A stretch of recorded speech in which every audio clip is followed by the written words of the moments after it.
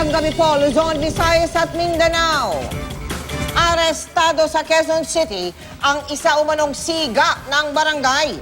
Ang suspect, wala raw habas na namamaril sa kanilang lugar. Pati na nga CCTV ng barangay hindi nakaligtas sa pamamaril ng suspect. Ilang menor de edad pa ang kanya umanong tinutukan ng baril. Pero nang maaresto siya ay dumipensa ang suspect sa kanyang ginawa. Nakatutok si Oscar Oida. Eksklusibo. Dito sa Kabignayan Street, Barangay Tatalon, Quezon City, kahit alas 11 na ng gabi, ang mga tao, pati mga bata, gumagala pa rin sa kalsada. Kaya naman nang biglang magkagulo, sila ang unang-unang makikitang magpupulasan. Nang umunoy dumating na ang kinakatakutan sa lugar. Sakay ng motorsiklo, may sigarilyo at may tangan pang kalibre 45. Maya-maya pa, manunutok na ng baril. At nang mapansin ang CCTV, binaril ito. Buti na lang at di tinamaan. Sa isa pang kuha sa kanya sa kabilang kalsada, kinasahan pa niya ang mga dumadaan sa lugar. At minwestra ang baril na animoy ipuputok. Kinilala ang umunoy bad boy sa pangalang Richard Garcia. Pag siya raw ang dumadaan, lahat nagtatakbuhan.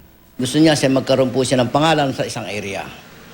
At kaya po kapag kasi may nakakaaway, pinagmamalaki po niya yung kanyang baril na meron po siyang baril na nakakita naman po natin na ginagamit niya.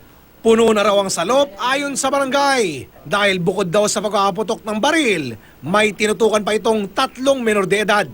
Medyo talagang matigas po, ayaw sumama sa amin.